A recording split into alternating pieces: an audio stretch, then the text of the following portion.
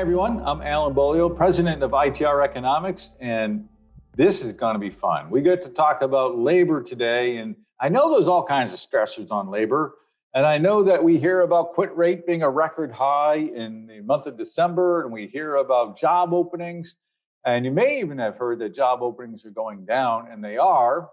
That's because of the seasonal nature of what's going on. I looked into the Northeast, the Midwest, the West, South, and there are a lot of job openings in each of those states. They're down from their record highs. In the region that had an October high was the Midwest. Others were in July of 2021. And they've been in decline, normal trends. Slight aberrations, some months a little steeper, some months not as steep, but overall very normal.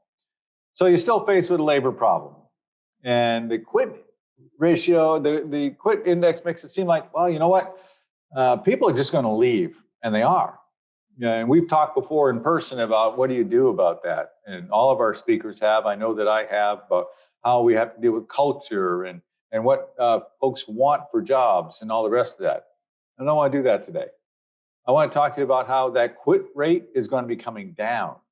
You heard me; it's going to be coming down. How do I know that? Because we know through leading indicator input in our cyclical theories that the rate of growth in the U.S. economy, specifically U.S. industrial production, will be slowing down in 22. Picture it in your head. The 12-12 rate of change has been going up in phase B. It's been fun. It's been exciting. It's been just driving you crazy because of the supply chain. Separate issue. I'm writing a blog about that tomorrow. But the reality is when it comes to labor, as the 12-12 rate of change for industrial production bends over and starts to move lower in phase C, guess what always happens? That quit rate moves with it. You guessed it. So the quit rate is going to go down.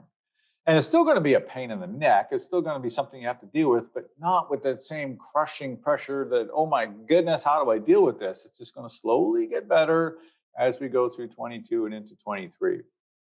And here's the fun part.